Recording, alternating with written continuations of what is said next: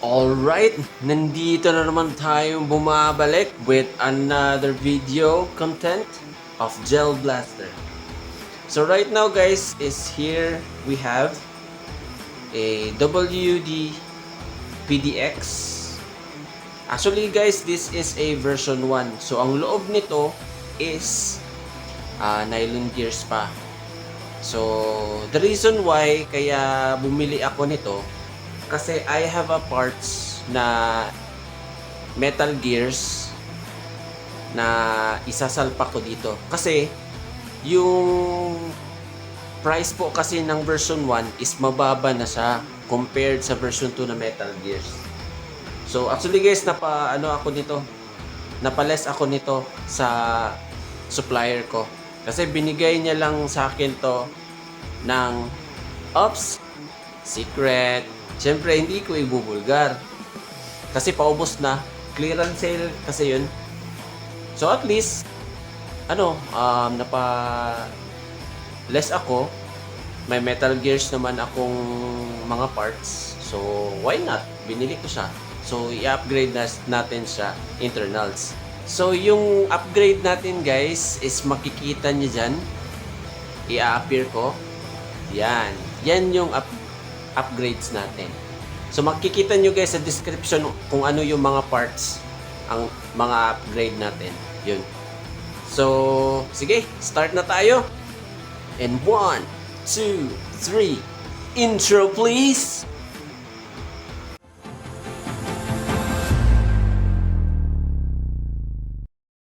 Alright guys, finally na-open na natin yung yung body. So, natanggal ko na din yung mga screws sa gearbox. So, ito, ipapakita ko sa inyo kung ano talaga yung laman nitong gearbox. At para at least masabi nyo naman na nagsasabi ako ng totoo. So, ito yung patunay na nylon gearbox, na nylon gears. Sa motor pa lang, yung pinion gear niya is plastic. Yes. Plastic. Tapos open natin yung gearbox. Tanggalin muna natin yung mga wires kasi baka maputol. So natanggal na natin yung tipis. Sunod naman is itong gearbox. So ito guys, makikita nyo guys yung ano talaga yung laman. Dahan-dahan lang po kasi yung wires niya is very fragile. Maninipis lang po.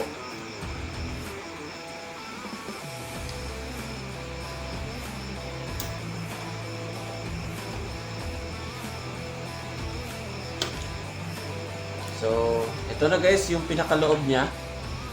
Plastic na plastic po. Yan. Plastic na plastic po. Gearbox niya plastic.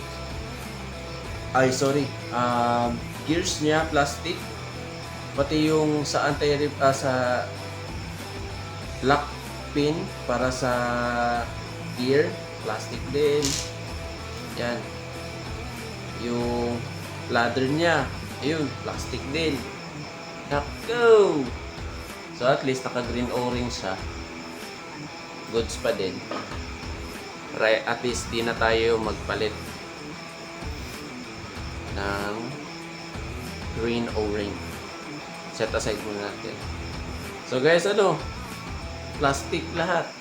So kung mag-i-install kayo ng 11.1 motor, pwede naman. Kaso nga lang is mako-compromise yung gears nyo. Madaling masira. Napakadelikado. So I suggest if you want to enjoy your unit, you must acquire high-end, yung metal gears na po. Pero kung tight budget naman kayo, tapos nagfa-firing lang kayo sa mismong bahay nyo or sa labas ng bahay, yun, pwede yun. Pero kung sasali kayo sa mga laro-laro, kakasama kayo ng mga kaibigan nyo, tapos may kalaban kayong iba't ibang players, di pwede. Kasi mahina yung baril mo, luging-lugi ka. So ito guys, babaklasin na natin to kasi papalitan na natin ng bago. So ito guys, sa picture, i-appear ko itong mga parts na to is meron tayong Viper buttstock, meron tayong SLR handguard. I think mga nasa around 10 inches. Tapos meron tayong 13 inches aluminum inner barrel. Meron tayong 9 inches na outer barrel. 80% ported rainbow cylinder. Meron din tayong aluminum piston head, metal gears, ano pa? M95 spring, 11.1 mid-shaft motor na modified. Galing lang yan sa ano guys, 460 long shaft motor. Dinala ko lang sa mechanic, sa machine shop rather, yung stock tsaka yung long shaft motor. Sinabi ko sa mismong machine shop na, boss, gayahin mo lang to, ganito kaliit. Tapos nasunod naman yung gusto ko. So okay na yun. Fights na. So meron na tayong 11.1 high torque motor para sa ating WPDX. Tapos yung mid-shaft motor guys is pwede siya mismo sa MK8 Bohan version 2, ARP9 version 2. So meron din tayong 11.1 volt battery. So meron din tayong guys, aluminum full CNC metal ladder. So yan guys, yan yung upgrade natin. Napansin nyo, wala akong in-upgrade na cylinder head kasi goods pa yun guys, wag din nang palitan. Okay na yun. Tsaka nozzle pala. Alright. So continue na tayo. So guys, may napansin kayo, yung PDX kasi natin is maliit siya. Short barrel rifle siya, the gel blaster. So napansin nyo, may SLR ako. Ito guys, na-acquire ko to way back 2018 before pandemic. So na-stock lang siya, kaya nag-decide ako na i-upgrade siya into long barrel. Kasi pansin ko, maganda siguro tignan to. Tapos sinabayan ko na lang din ng 13 inches na inner barrel. Tapos meron din tayong, ito way back 2018 pa din to. In-install ko to sa Jinming Gen 8 kasi ito yung outer barrel natin is para talaga sa Jinming Gen 8. Designed para sa Jinming Gen 8. Yung nito, yung kasama nito is meron pa siyang parang adapter sa loob para isasalpak mo dito sa loob, dito mismo sa looban ng handguard. So hindi ko na sinama yun kasi habang habang nagkukumpuni mismo sa PDX, yung adapter is medyo malaki. So hindi sa fit mismo sa mismo sa looban ng handguard.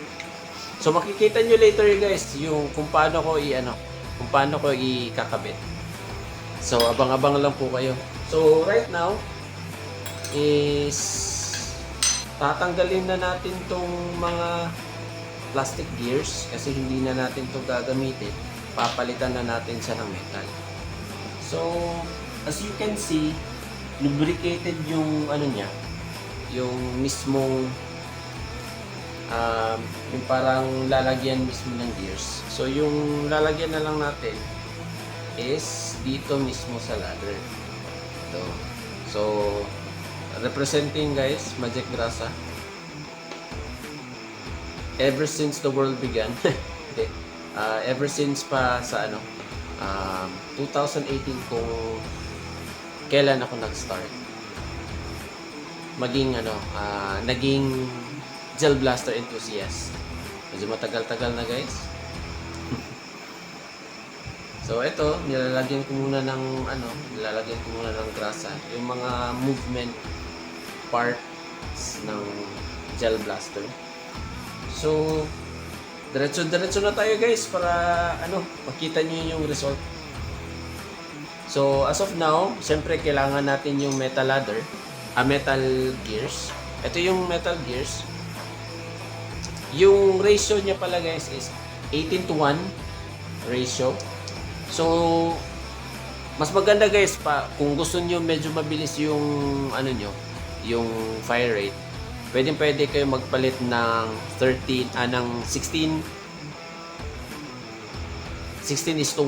na ratio. Yan yung average between 13:1 tsaka 18:1. Yan yung parang middle point ng gear. Kasi yung 13:1 is medyo mabilis na yun. So kailangan yung mag-install ng delayer. So meron naman tayong delayer, so hindi na natin yun isasalpa kasi naka 18 siya. So goods na yun. So makikita nyo naman later guys. Alright. So let's start na po. Sasalpak na muna natin yung mga kailangan ilagay na mga gears para at least makapag-start na po tayo. Right? So, installing. Ilalagay na muna natin yung pang-lock mismo ng gear para goods na siya. Para goods na po. So, medyo may lang to guys. Medyo pahirapan lang ang pag-install. Pero, kailangan nyo talaga laanan ng panahon. Kasi sa totoo lang, hindi talaga biro mag-upgrade guys. Napakahirap mag-upgrade. Lalong-lalo na wala kang pasensya. Hirap. So, syempre, kung gusto mo maganda yung result ng unit mo, lalaanan mo talaga ng pasensya. Alright. So, I think goods na po. Okay naman yung siguro isi-shim natin to later para hindi umaalog-alog yung gears nyo. Para iwas na din disgrasya sa loob. Kapag kasi maluwang to, mahirap yan guys kapag maluwang. So napakadelikado yan sa gears nyo. So ito, meron tayong pang shim. So gagamitin natin to later.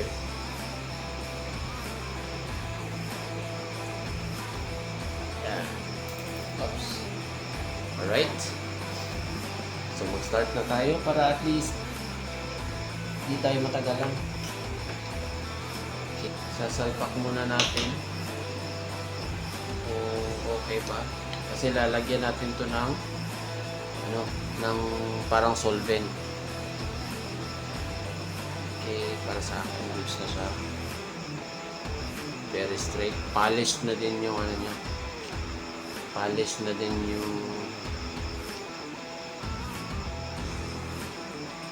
din yung inner barrel niya.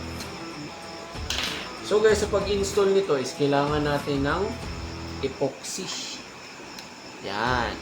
So kailangan nyo to guys. Kasi since di na natin ito magagamit, so we will keep this as extra. Para naman hindi tayo mahirapan kapag may kasamahan tayo na masira yung gamit nila. So, tatanggalin na natin to. Lalagyan na muna natin ng epoxy. Yung mismong tipis. So, set aside muna natin to. Nagdala na ako ng mga kagamitang pangdagat. Para at least diretso-diretso na tayo. So, at least guys, no, laging handa. Nakapag-ready na before mag-shoot. So, yung ano nito guys, yung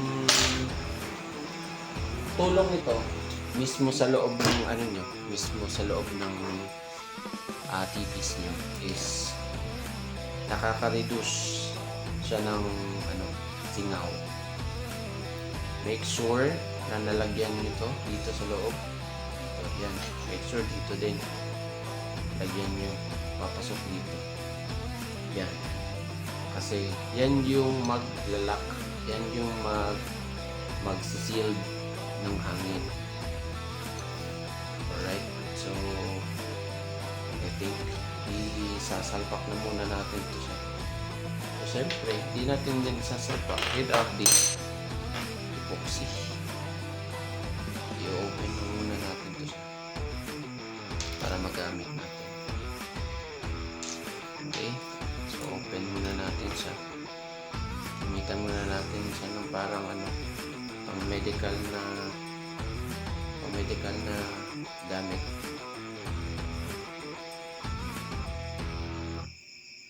Open na. So, ito din white.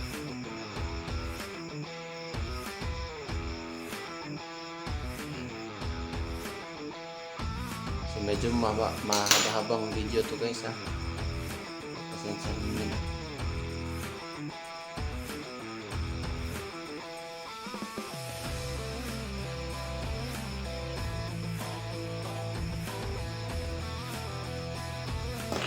Tapos close nyo agad kasi may singaw. Iiwasan nyo guys na magano yan, tumigas. Kasi gagamitin pa natin yan in the near future. So ihahalo nyo lang guys. Yan, halo nyo lang. Tapos after nun, lagay na agad diretso. Kasi madali lang tong mag-dry. Yan, para lang kayong naglalaro. Pero syempre, seryoso kayo. Huwag lang kayong maglagay-lagay ng trip nyo. Yan, pasok nyo na dito sa loob. Yan. Kasi yan yung maglalak. Okay, salpak na natin. Ready na muna natin yung sarili natin.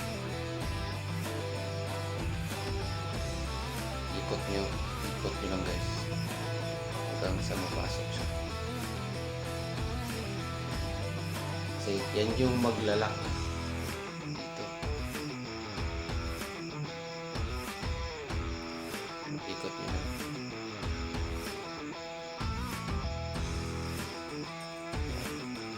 Alright, ito guys is hindi natin siya ipi-pressure. Hintayin natin na tumigas talaga siya sa niyang kanyang eksaktong oras. So, iset aside muna natin to. Magkukumpuni pa tayo sa anong ibang parts. Pasensya na guys, medyo maingay kasi nagpa-electric fan ako. Mainit kasi.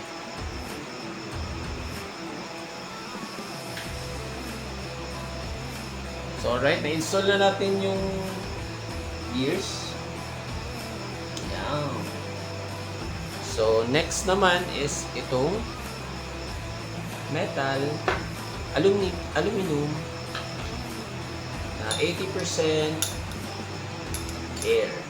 So, guys, ito tinanggal ko na yung mismo cylinder head. Tapos, ita-transfer natin dito sa 80% na air.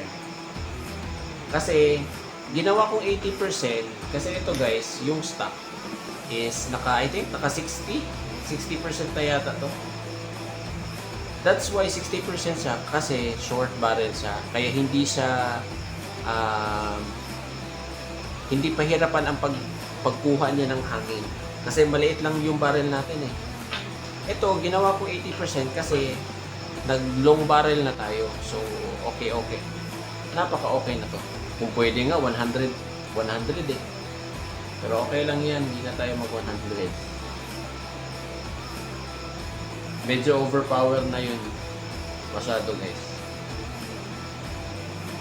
So ito, i-install natin sa taas. Push nyo lang hard. Hindi yan tatago sa ilalim kasi may ano siya, may lock siya dito sa taas.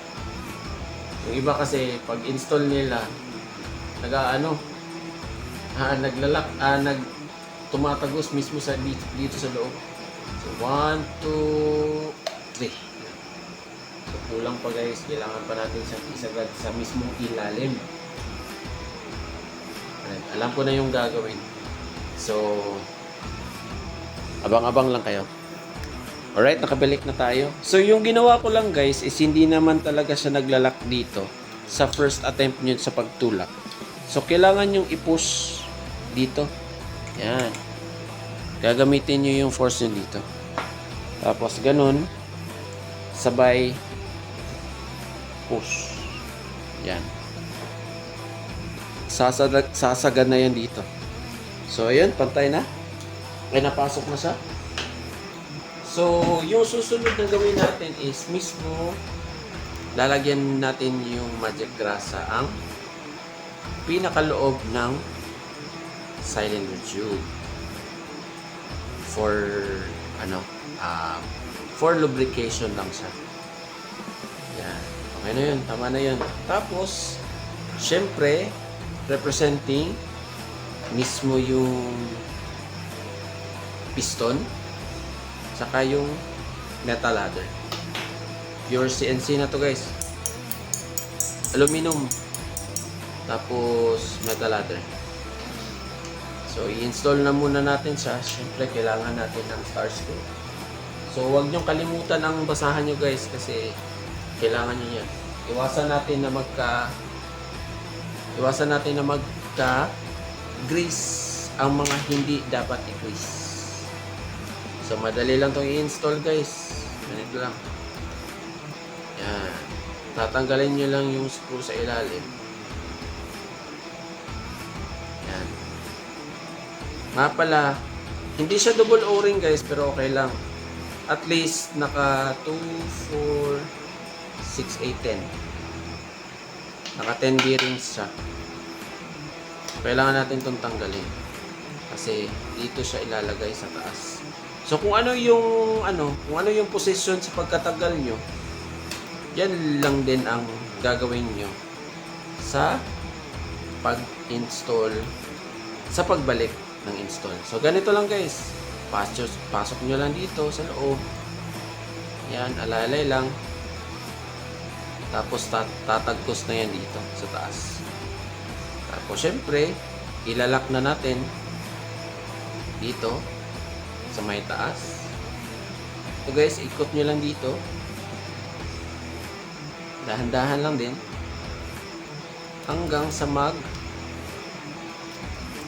install siya sa baba. Medyo mahigpit guys kasi kung hindi nyo to ihihigpit, delikado yung mismong loob dito sa cylinder head. Hindi yan lalabas ng bala. Hindi yan puputok. So okay na, na-install na natin. So, siyempre, kailangan na natin yung green O-ring. Yung green O-ring natin, guys, yung size is 24.2.4. Ulitin ko po. Yung size ng green O-ring natin is 24.2.4. So, ito guys, na-install na natin dito. So, napansin nyo, guys. Hindi na yan babalik sa dati niyang posisyon. Yan yung kinagandahan ng green O-ring. Compared sa stock, yung black or gray yung color niya. So ito guys, makikita nyo yung air compression. So napasok na natin. Hold nyo lang dito mismo sa tip, dito sa may butas ng cylinder head. Hawakan nyo lang dito, tapos tulak. Yung hangin guys. naka-air sealed na siya. Kaya every time sa pagtira nyo, buo yung hangin na lalabas dito hanggang sa tipis. Tipis to outer barrel. Yan. Ganda na guys.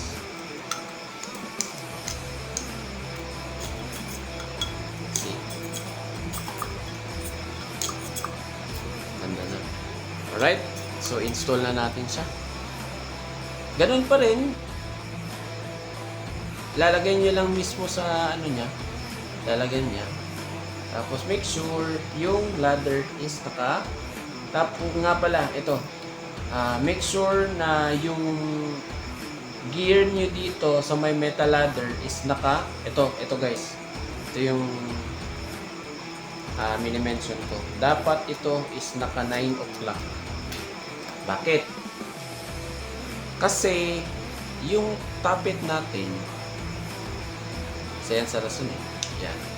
Kasi yung tappet natin dapat swak siya mismo sa loob. Okay naman kahit dito sa may naka 3 o'clock, pero make sure na ang metal ladder nyo is pasok yung first and second tooth. Ito guys. Pasok yung first and second tooth dito mismo sa may allowance ng metal ladder. Napaka-importante yan guys. Lalong-lalo na kapag nag-upgrade kayo. Kung hindi tugma yung pagkalagay niyo ng ngipin sa metal ladder, mahirapan talaga kayo. Yan pala. So, ito yung sagad niya guys. Yan. Pinakasagad yan. Ito, nakita niyo na yung ulo. Yan. Tapos, siyempre, sa pagkatapos nung ngipin, tutulak ulit yan ni metal ni spring. So, reverse ulit, ikot ulit, hanggang yan. Magsa-cycle yan. Alright, guys. Wala na ba akong utang sa inyo? Sana naintindihan nyo guys. Maraming salamat po. Alright, goods na po. So yung other technique ko guys is ganito. Tinatanggal ko muna to. Yan. Sorry. I-install ko muna to. Lahat. Tappet spring. Tapos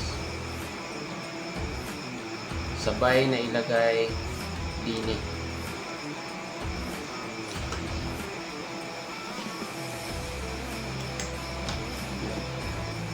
Lahat ng to, ito 14 tooth saka 14 tooth din yung metal ladder. So tapos na po natin i-install. Yung kulang na lang pala is yung si tappet spring. Dahil lang itong i-install guys. So goods na po. Yan. So I'm excited na po guys na makita nyo yung pinaghirapan natin. So para sa akin, lalagyan ko muna ito ng shim. Kasi wala siyang shim dito eh. Oops.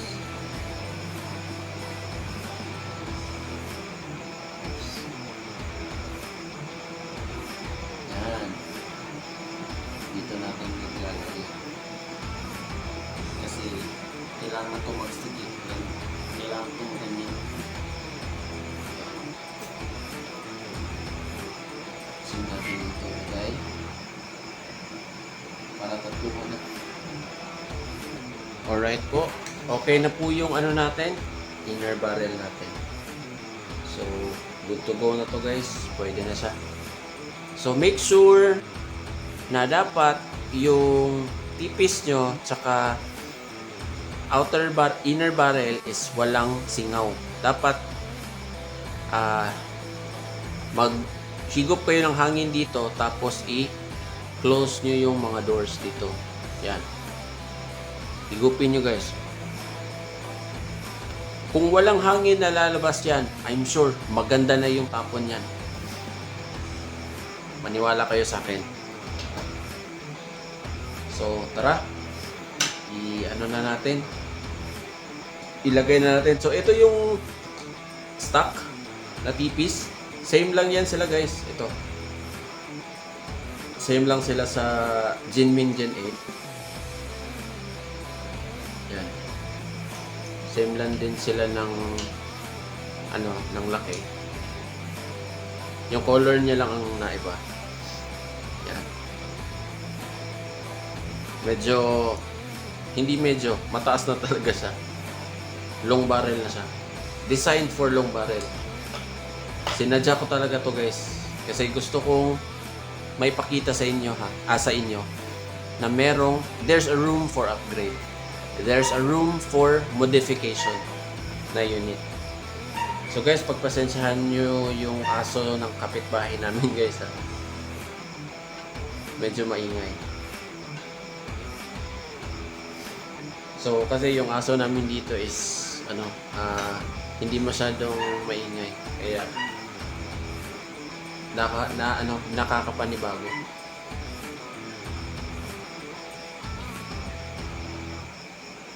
So right. So matapos na natin siya i-install, na ulit natin yung niya. Yung mga dapat i-install. So guys, huwag niyo kalimutan yung mga wires guys ha. Kung saan niyo napasok.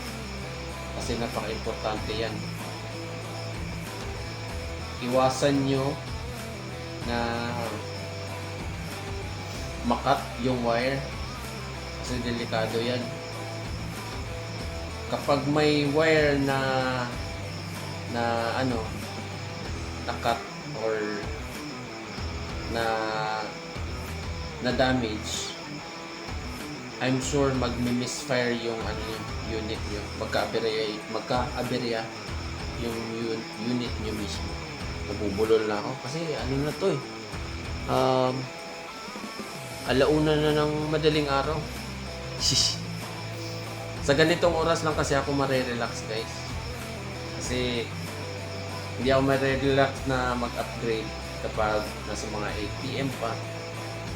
Ganyan ako magtrabaho. Nasanay ako sa graveyard shift. Kaya okay lang sa akin. So siyempre ibalik na natin yung niya sa may magazine. Kung paano siya tinanggal, dapat ganun din siya sa pagbalik. Make sure nyo guys yung mga wires is walang na damage.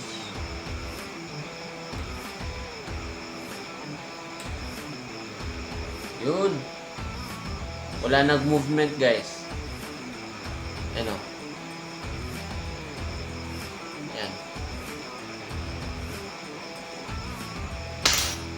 So yung susunod natin gawin is the motor.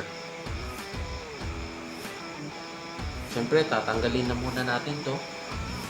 Kailangan natin ng screw. So ito guys, may pinion lock to siya. So kailangan natin yan tanggalin para malagay yung support. Itong itim. Yan. Yung ginagawa ko is hindi ko nilalagyan ng lock to guys. Kasi kapag lalagyan mo yan ng lock, wala yan, plain. Kailangan yan mag-plain. So pasok natin dito. Alright. So far so good.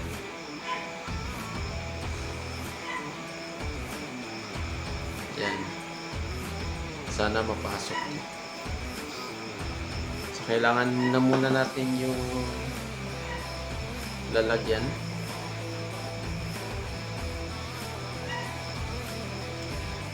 Para masigurado natin na tama yung pagka-install. Right, double check. So alright, na-install na natin yung motor na 11.1460 high torque. So next is the spring. Here's the spring, M95. So tatanggalin na muna natin to.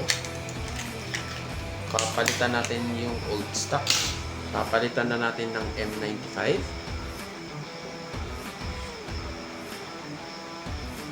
para at least matry natin kung worth it ba ang upgrade. Double check muna. Oops! There's just one thing.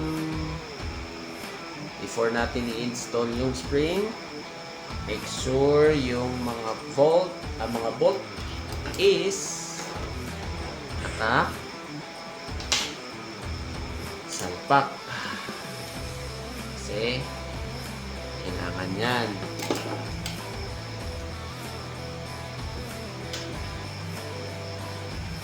Alright guys, matapos na natin i-install yung mga bolts.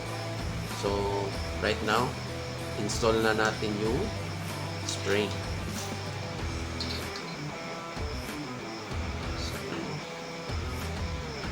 Pasok na po natin. Alalay lang po. Kasi yung spring is medyo may sipa na. Right. Goods. I'm so excited guys. So alright guys, excited na ba kayo sa result natin? Ako din, excited na din ako guys. So without further ado, papakita ko na po ang build ko na WPDX from short barrel to long barrel. Alright? So, ito na po siya guys. Finally, nasunod din yung gusto ko na concept sa unit natin. So guys, grabe. So, grabe guys. Masaya talaga ako sa result guys. So ito, napansin nyo, long na siya. Tapos may extension pa na suppressor. Is sinadya ko talaga to kasi sa loob nito is merong up. Basta guys, yung up natin. Yan. Para at least long range yung gagawin natin since naka-long barrel tayo. Right? So, i-install ko muna to para at least makapag-start na tayo ng firing. So, you can see meron tayong target na target shooting. So, yung bala na gagamitin natin is, nga pala, since nakaano siya, yung stock na magazine, papalitan natin to.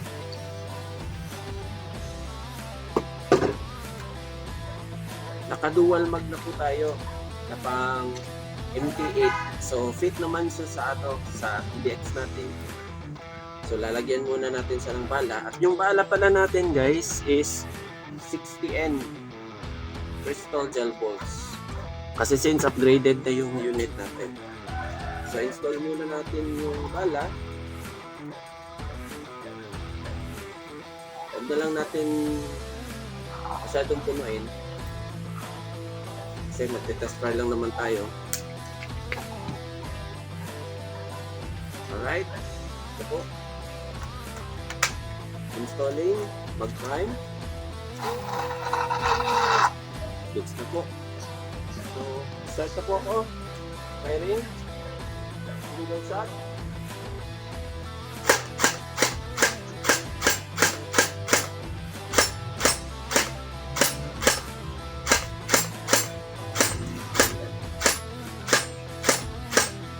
Full auto.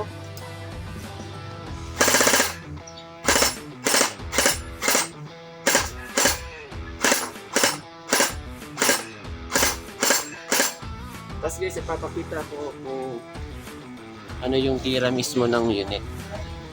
So ito, check natin kung may laman pa ba yung bala ay yung magazine. So titirahin natin yung dahon ng saging. So full auto na natin diretso. Maganda yung result guys. Though merong mga instances na medyo tabingi yung bala, pero normal lang yun. Kasi yung gel bolts talaga at gel blaster, hindi siya katulad ng airsoft na accurate, na malalayo. Kasi yung bala natin is gel bolts lang po. Firing again.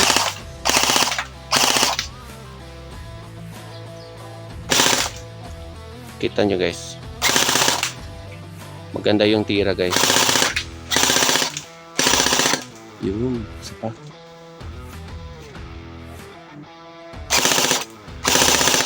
Ganda na ng tira guys. Sa posisyon kasi namin, ko yung holder. Dalawa kaming holder. Yung kasama ko is AR-16. Ganda na guys. Masaya talaga ako sa nangyari na upgrade.